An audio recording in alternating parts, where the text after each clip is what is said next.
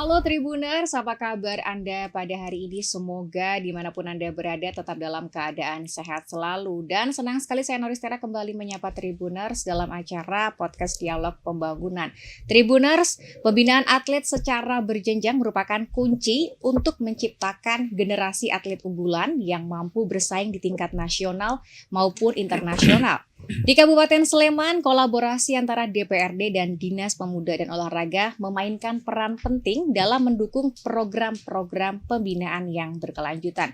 Lalu bagaimana peran DPRD Kabupaten Sleman dalam mendukung Dinas Pemuda dan Olahraga tentang pembinaan atlet secara berjenjang? Kita akan membahasnya di podcast Dialog Pembangunan dengan tema peran DPRD Kabupaten Sleman dalam mendukung Dinas Pemuda dan Olahraga tentang pembinaan atlet secara berjenjang. Tentunya sudah hadir di studio Tribun Jogja dua narasumber kita yang luar biasa. Yang pertama Bapak Hasto Karyantoro, beliau adalah Wakil Ketua 2 DPRD Kabupaten Sleman. Pak Hasto, apa kabar? Baik, terima kasih Mbak Noris. Semangat ya Pak ya? Semangat. Luar biasa, matur nuwun Pak Hasto sudah meluangkan waktunya untuk Siap. hadir pada podcast hari ini. Terima kasih sekali. Kemudian narasumber yang kedua Pak Dwi Handoko Wiyoto atau disapa Pak Handoko.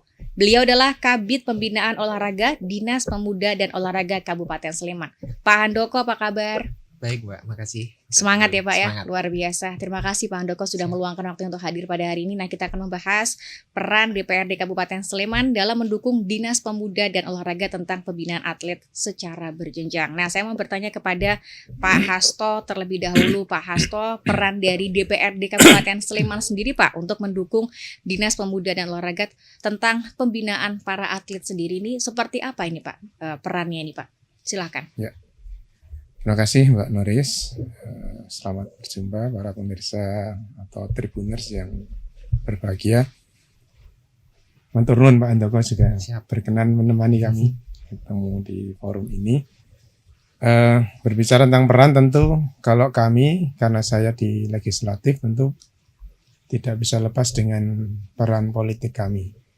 Maka satu-satunya kata kunci awal itu adalah pada letak kemauan politik dari pemimpin atau kepala daerah. Nah, di mana letak kemauan kuat untuk melakukan keberpihakan terhadap pembinaan atlet, itulah diletak nanti akan sejauh mana peran kita terukur. Nah, artinya andai pemimpin kepala daerah itu tidak berpihak kepada pembinaan atlet, maka ya sampai kapanpun tidak akan berkembang pembinaan atlet itu. Makanya kami berusaha menerjemahkan itu siapapun kepala daerahnya. Siapapun kepala daerahnya, kami berusaha untuk memfasilitasi agar sisi pembinaan atlet di Kabupaten Sleman itu dari tahun ke tahun menjadi lebih berkembang. Alhamdulillah di Sleman itu sudah dipayungi secara regulatif dengan Perda nomor 5 tahun 2019 secara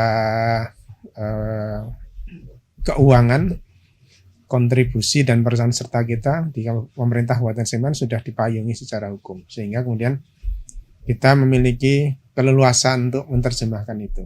Dan anggaran yang sudah kita alokasikan itu sudah diatur dengan perda tersebut.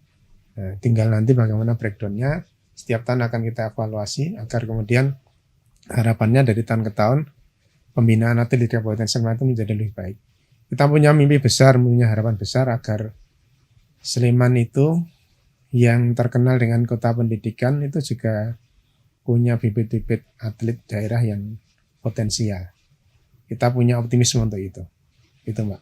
Oke, baik, terima kasih Pak Hasto. Nanti kita sambung lagi. Ya. Saya mau bertanya kepada Pak Handoko. Pak Handoko, terkait dengan mekanisme pembinaan atlet di Kabupaten Sleman secara berjenjang dari tingkat sekolah, klub hingga ke tingkat profesional ini seperti apa sih Pak? Silakan Pak Handoko. Matur nuwun Mbak Noris dan teman-teman rekan Tribuners.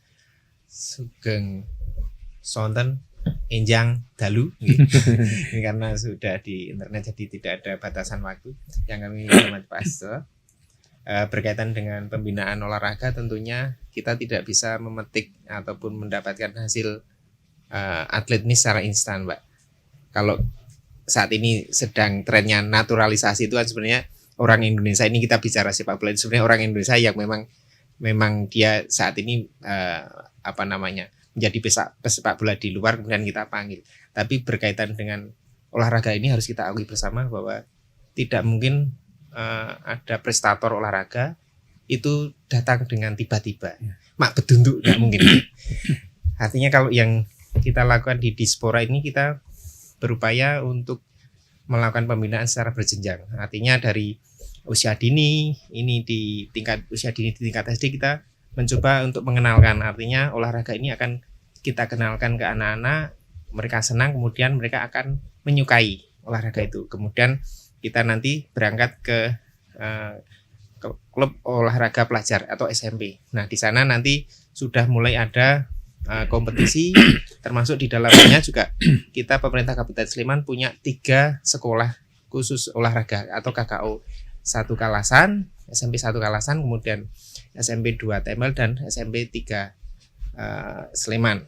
Harapan ke depan kita akan menambah lagi, karena kalau kita lihat titiknya Sleman ini secara garis besar kita bagi 4, Pak.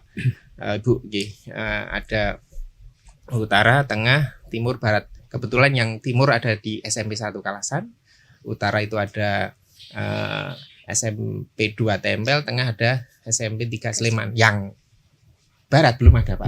Nah, harapan kita sudah berupaya untuk bernota dinas kepimpinan untuk bisa menambah lagi, sehingga harapan kita anak-anak yang punya talenta lebih di bidang olahraga bisa tertampung. Kemudian berangkat tadi sudah ada usia dini, sudah ada KOP, sudah ada KKO, kita juga ada PLPD. Ini adalah salah satu program dari kami, dari Dispora, berkaitan dengan pemusatan atlet. Kalau teman-teman KONI saya bilang Puslat Cup. Nah, ini sebenarnya hampir-hampir mirip. Pemusatan latihan atlet pelajar daerah yang kita siapkan untuk menghadapi Popda, Pekan Olahraga Pelajar Daerah, yang biasanya diselenggarakan di tahun berikutnya. Nah, ini yang sedang kita siapkan, sehingga harapan kami ketika kontingen besar kita kemarin itu di Pekan Olahraga Pelajar selama 8 tahun, Pak Hasto. Ini dipegang oleh teman-teman Bantul Juara Umum. Tahun ini kita rebut, Pak. Alhamdulillah. Ya, artinya memang tidak bisa instan.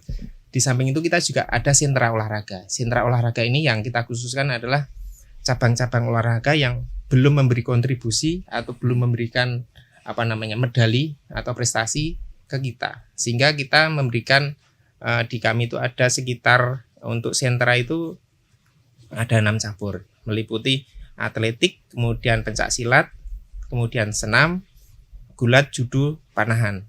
Kenapa ini kita pilih cabur-cabur ini? Kalau yang atletik memang kita pilih karena di Sleman ini PASI ataupun Persatuan Atlet Seluruh Indonesia ini sudah terbukti hampir di setiap event selalu memberikan minimal 2 digit medali, Pak. Rata-rata jadi juara umum terus. Nah, kemudian kita apresiasi, kemudian kita bikinkan sentra. Kemudian berkaitan dengan yang cabang pencak silat, kemudian yang senam ini ternyata kan nomor individunya banyak. Kita masih kalah dengan teman-teman Bantul. Karena kalau kita bicara kejuaraan, pasti yang hitung kan adalah medali. Artinya bisa dibayangkan untuk olahraga yang bergu pasti kan medalinya 1. Nah, ini yang perorangan yang nomornya banyak, kita masih kalah di sana, sehingga kita bikinkan sentra. Kemudian untuk gulat, judo dan panahan ini memang kita juga masih di bawah teman-teman yang lain. Kita butuh effort lebih untuk mengangkat cabur-cabur ini. Jadi alasan kita kemudian sentra ini kita angkat adalah salah satunya untuk yang sudah berprestasi kita beri penghargaan seperti atletik, kemudian yang cabang yang lainnya yang belum berprestasi kita angkat. Nah, itu mungkin secara garis besar, Mbak. Jadi kami mencoba untuk dari usia dini, kemudian dari KOP, kemudian KKO, ada sentra, kemudian ada PLBD. Harapan kita nanti ke depan kita sudah siap memberikan stok atlet untuk dibina teman-teman KONI untuk geser atau seniornya untuk berprestasi. Mungkin itu, Mbak Nuris. Luar biasa. Terima kasih Pak Handoko. Nanti kita sambung lagi. Saya mau bertanya kepada Pak Hasto, menyambung tadi yang disampaikan oleh Pak Hasto terkait dengan anggaran gitu, Pak ya. Nah, bagaimana kemudian dari DPRD ini memastikan anggaran yang dialokasikan untuk pembinaan atlet digunakan secara optimal ini, Pak? Silakan. Ya, tentu sebagai contoh dari yang dipaparkan Mas Handoko ini, kita tahu betapa ternyata kebutuhannya sangat besar sebenarnya. Kalau kita sekali lagi punya konsen dan keberpihakan, kalau dalam istilah politik ada political will dari pemerintah yang kuat untuk memajukan dunia olahraga, saya yakin kok detail-detail seperti ini kalau dipresentasikan tuh butuhnya jadi banyak. Jadi banyak. Sepakat.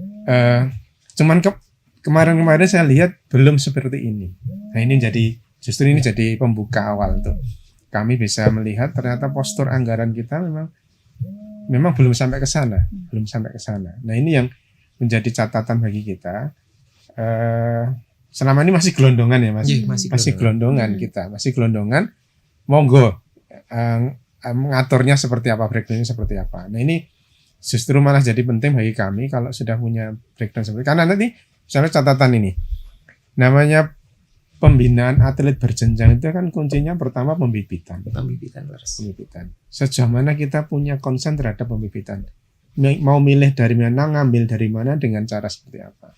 Itu. Kedua, focusing pada cabur yang mau diseriusi. Misalnya ini tadi atlet sudah lumayan ya di atas angin. Ada beberapa cabur yang masih ketinggalan. Nah, di mana letak ketinggalannya? Kenapa ketinggalan terus? Kan berarti ini ada pos pembibitan yang belum selesai. Nah, ini belum sampai ke sana. Nah, kita berharap sebenarnya breakdown perda itu bisa diturunkan sampai sedetil itu untuk postur anggarannya. Nah, sehingga kami pun nanti kalau sudah dinas itu bicara ini loh kebutuhan detailnya, jadi tahu. Nah, cuman saya tadi mohon maaf Mas Andoko, ini objektif kita alami. Kadang politisi itu tidak bisa detail seperti ini. Betul. Ya kan? Betul, Pak. Kalau tidak dipandu dengan kebutuhan real ya, seperti ini. Argumentasinya apa, backgroundnya apa, ini tidak tahu. Tahunya pokoknya ini harus maju. Nah, kadang mohon maaf juga ini orang melihat satu prestasi itu pada olahraga mainstream yang sudah muncul. Nah, lupa dengan yang lain. Karena tahunya sepak bola, atletik, bola voli, bulu tangkis itu saja. Padahal masih banyak yang bisa kita gali. Ini penting maksud saya. Kami pun kalau mau bicara konsen anggaran, yang mana yang kadang jangan-jangan Sleman itu punya potensi terpendam yang memang harus digali, dimunculkan. Yang mungkin ini jadi titik lemah kabupaten lain, bisa jadi gitu. Ada atlet Sleman yang anak-anak yang mungkin punya kelebihan talenta tertentu, yang ini harus kita seriusi. Nah ini kan kita bicara bicara pemilihan bakat, pembibitan itu nggak gampang. Talent scouting ya. Iya. Saya kira gitu Mbak Noris. Baik, terima kasih Pak Hasto. Nanti kita sambung lagi.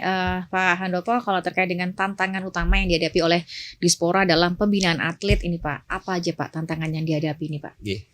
Terima kasih Mbak Noris berkaitan dengan hal tersebut, karena kewenangan kami kalau kita bicara makro besarnya sesuai dengan Undang-Undang 11 tahun 2022 tentang keolahragaan, olahraga dibagi 3, olahraga pendidikan, olahraga prestasi dan masyarakat. Kemudian di olahraga prestasi dan masyarakat kita dibantu oleh teman-teman KONI, NBC maupun KORMI. Kemudian fokus kami di Dinas Dispora Kabupaten Sleman lebih kepada pendidikan ya, olahraga pendidikan. Nah, sebenarnya bisa dijadikan kekuatan ataupun kelemahan, mungkin tinggal lihat dari sisinya. Artinya sebenarnya yang kita alami di Sleman pun mungkin hampir sama dengan teman-teman, karena kalau kita bicara kewilayahan antara Sleman, Jogja, Bantul ini kan sebenarnya saling mirip-mirip, artinya berdekatan lah. Yang menjadi masalah kan gini Mbak, misalnya kita sudah bina dari usia dini, dibina di kita, kemudian dia masuk di KOP, masuk di KKU. Nah, ketika SMA pindah ke saya nggak sebut mana ya, saya sebut aja kabupaten kota lain lah, yang di lingkungan Sleman.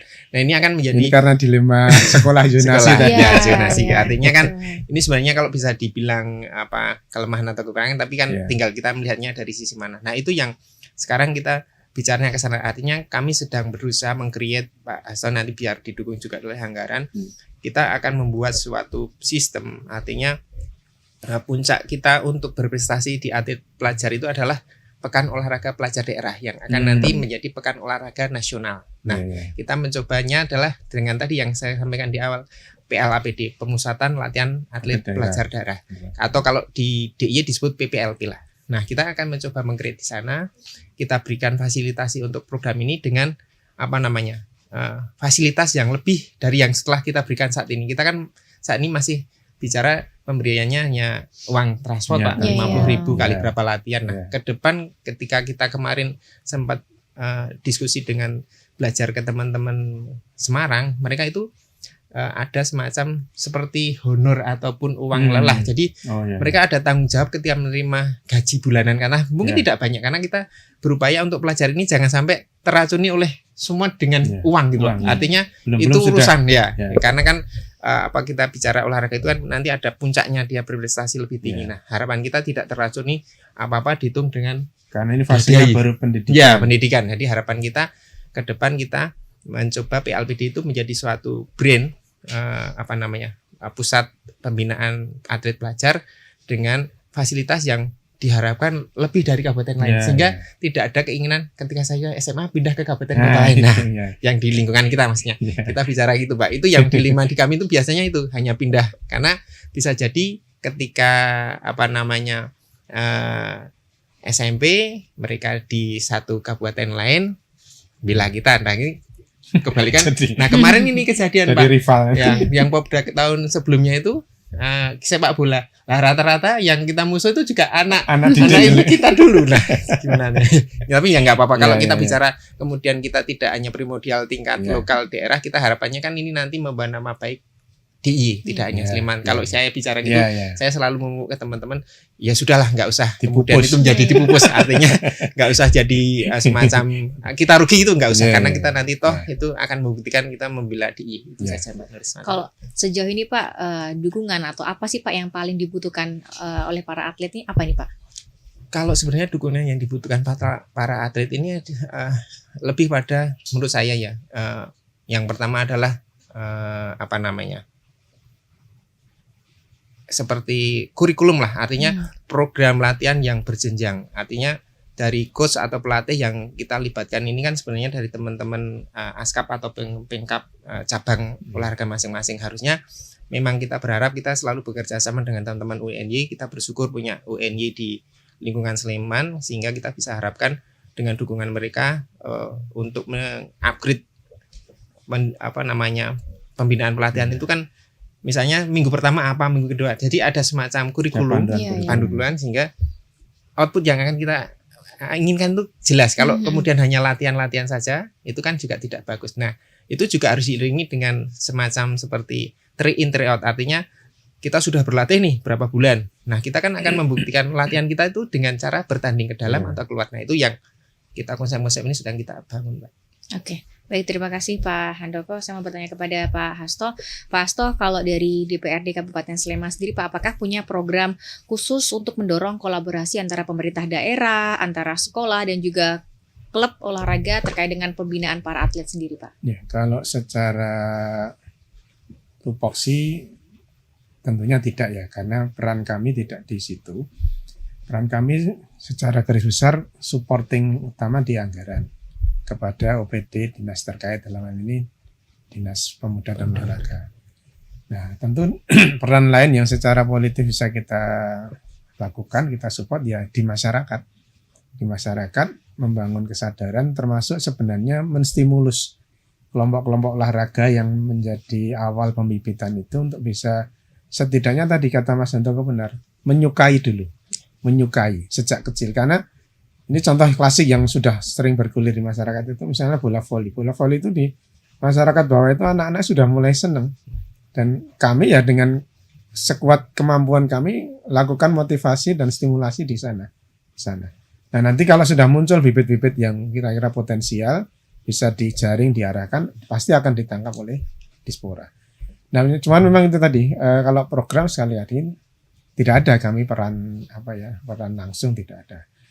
Kami malah justru menjadi tadi, ini catatan dari Mas Handoko tadi, naturalisasi Sleman itu jadi penting. Karena kadang ini benar, kalau kami yang real yang dihadapi warga, atlet, umum lah secara nasional juga begitu.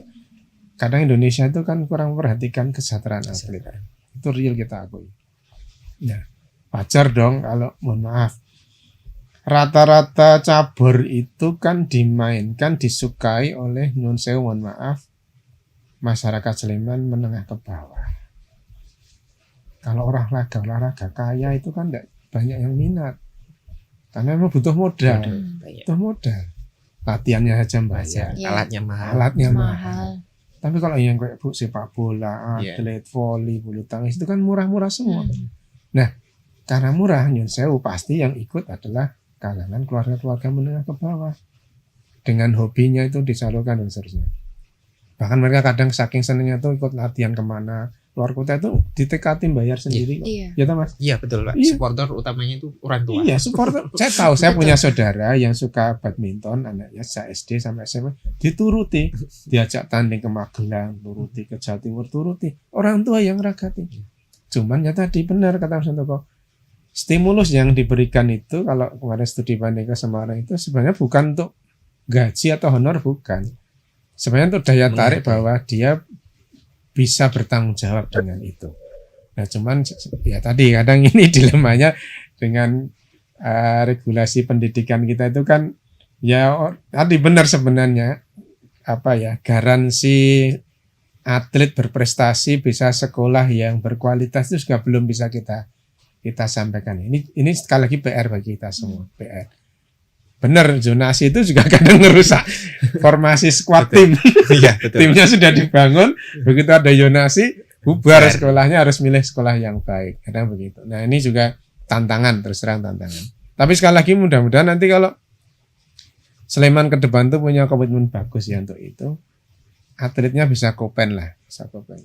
Kita sering dengar cerita tuh, jangankan saat pendidikan pembibitan, lalu sudah pensiun saja karena sudah terbengkelai kok, atlet itu tidak bisa apa-apa kok. Nah, ini juga PR bagi kita. Terus terang sekali lagi peran kami sebisa mungkin sepanjang nanti OPD teknis itu benar-benar bisa argumentatif ya kepada kami, kepala daerah itu bisa klik gitu ya, kami dorongnya bisa masuk gitu. Tapi kalau ya mohon maaf kalau konsen ke sana kurang itu ya berat. Ini juga sekali lagi political will pemerintahan daerah itu penting untuk sampai ke sana. Sejauh mana karena kita bicara secara umum prestasi sebuah kabupaten itu kan banyak faktor, banyak sisi ya. Nah, salah satunya yang perlu kita seriusi ya di bidang pengkaderan atlet ini, generasi muda. Saya tetap optimis generasi muda Sleman itu kalau diarahkan, digiring ke yang positif seperti ini, maka akan mengurangi nilai kerentanan terhadap kerawanan kriminalitas. Itu yakin saya. Yakin. Jadi ini pentingnya sebenarnya ya, di sisi itu. Gitu Mbak. Oke, baik, terima kasih Pak Hasto, Pak Handoko. Kalau sejauh ini apakah ada program mungkin beasiswa atau pemberian insentif bagi para atlet yang berprestasi di Kabupaten Sleman ini sendiri, Pak? Terima kasih Mbak Nuris. Berkaitan dengan beasiswa untuk di dinas kami saat ini belum ada, tetapi ketika teman-teman atlet adik-adik kita itu berprestasi, kita berikan apresiasi. Walaupun mungkin dari sisi nominal mungkin masih dibilang rendah ya. Belum lama, baru kemarin Pak Asto juga laporan. Kita memberikan apresiasi bagi atlet-atlet pelajar kita yang berprestasi di O2SN, baik itu tingkat provinsi maupun nasional. Kemudian GSI, kebetulan GSI setelah berturut-turut Pak kita juara 3 nasional. Kebetulan yang menang juga komponennya 70% dari Sleman. Kemarin kita apresiasi sebanyak 34 anak, kemudian 35 anak, kemudian 4 pelatih. Ini anggarannya juga mungkin lumayan Pak. Kita menghabiskan sekitar 107 juta kemarin kita kasihkan hari kemarin kita transfer. Jadi ini salah satu wujud komitmen Kabupaten Sleman untuk memberikan apresiasi, walaupun kalau tadi saya bilang sebenarnya kalau pelajar itu jangan kemudian semua diukur dengan uang, karena harapan kita jangan sampai dia itu mikirnya fulus lah bahasanya. Tetapi fasenya masih pendidikan, masih banyak, artinya masih jenjangnya masih panjang. Sehingga harapan kita dia tidak hanya kemudian cukup berbangga di tingkat provinsi misalnya, kemudian lalai berlatih lagi. Harapan kita tidak hanya membawa Sleman, tapi kita selalu bilang ke teman-teman adik-adik ini bawa nama baik Sleman untuk dunia. Itu saja. Oke, nah tadi menyambung yang disampaikan oleh Pak Handoko terkait dengan kesiapan menghadapi Porda 2025 sendiri, bagaimana nih Pak persiapannya Pak? Kebetulan kalau Porda 2025 ini kan semua kegiatan berkaitan dengan persiapan melalui Puslatkap, Pusat Latihan Atlet Kabupaten ini berada di teman-teman KONI. Kemarin juga dari Persetujuan Dewan kita sudah menambahkan anggaran hibah Pak 1,2 gitu ya. Sudah kita cairkan ke teman-teman KONI juga. persiapannya saat ini sudah memasuki Puslat Cup.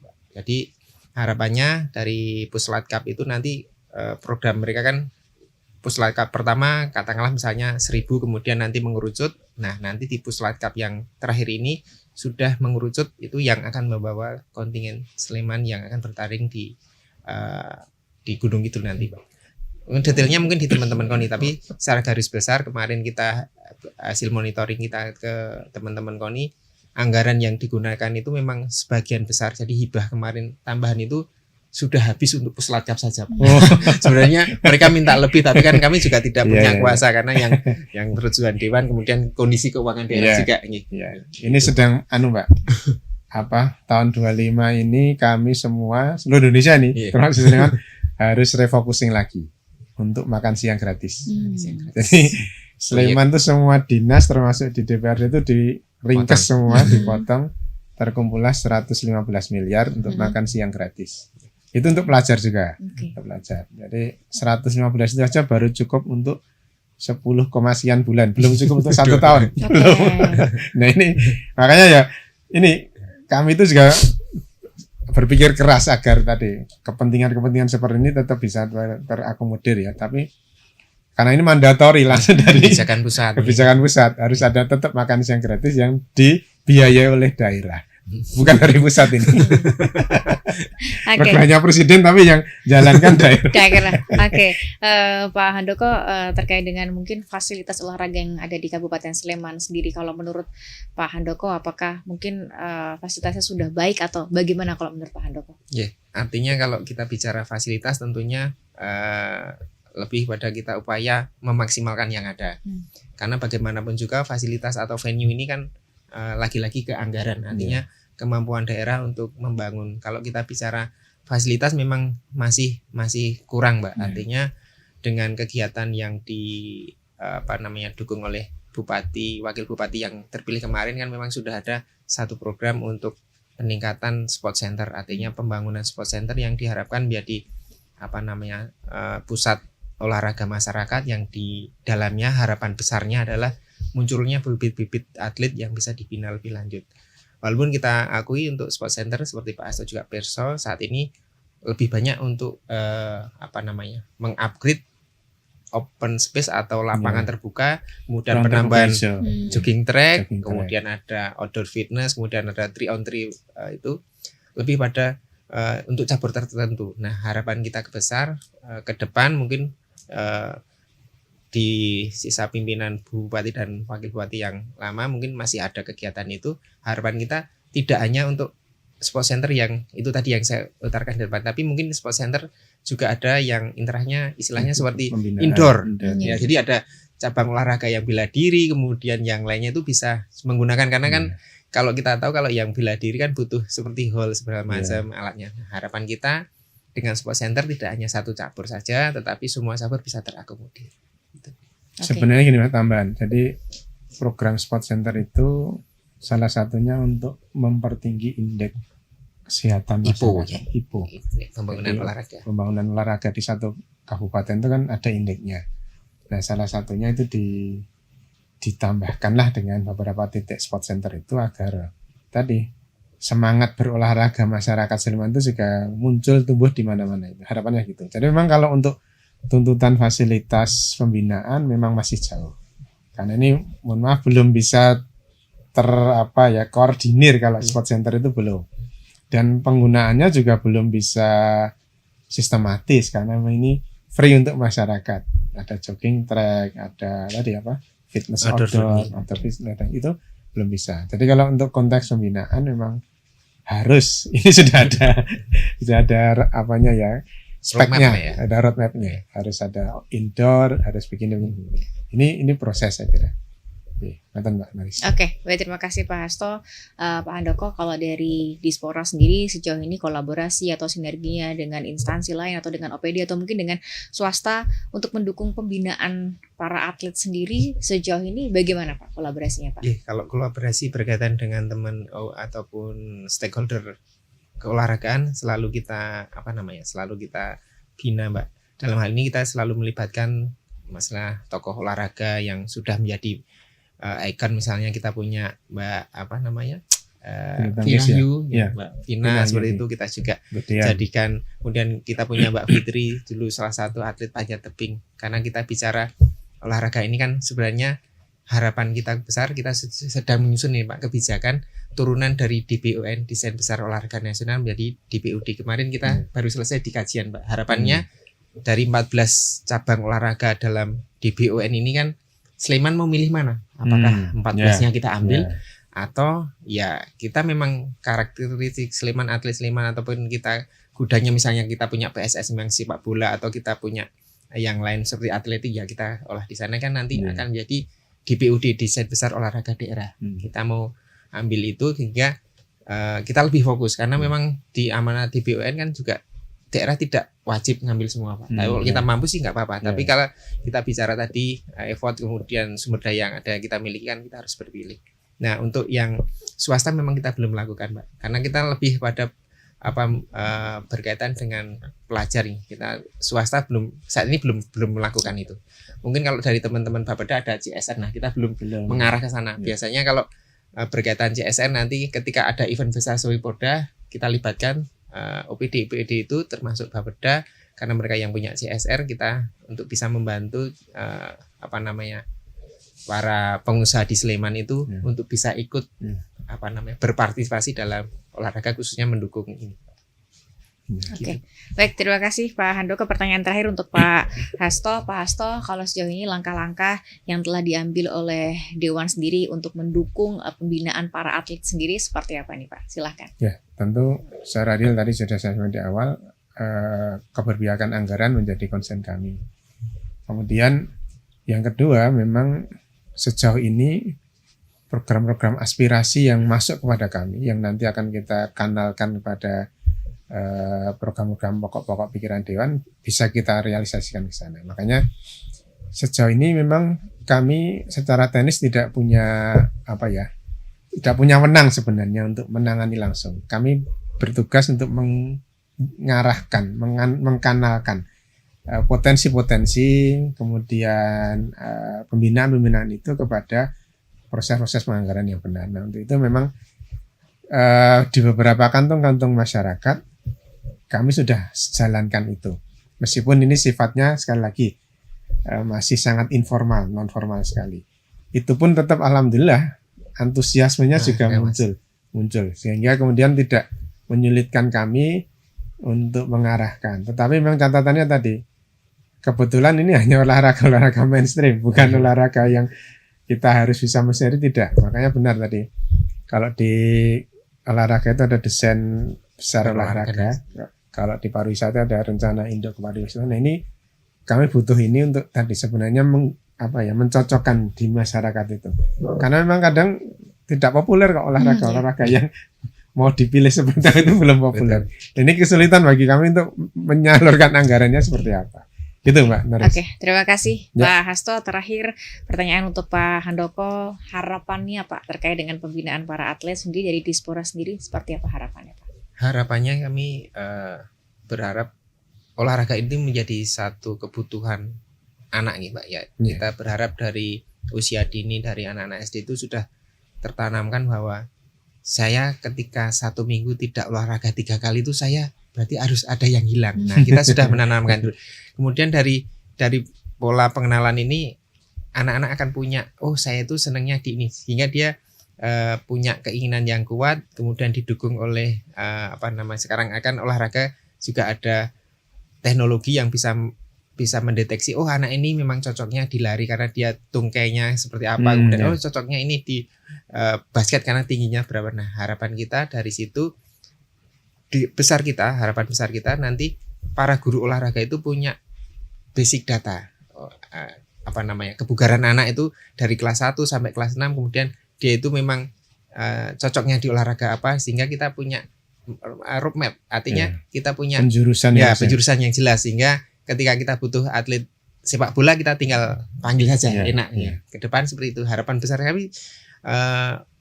Kami juga didukung oleh OPD atau dinas yang lain, karena kalau bicara olahraga kami tidak bisa berangkat sendiri di Dispora, karena memang kita harus gotong royong, baik itu dari akademisi, kemudian dari pemerhati olahraga, termasuk stakeholder olahraga dari dinas juga Ya. terlibat semua, termasuk ini Ya. dewan, Pak.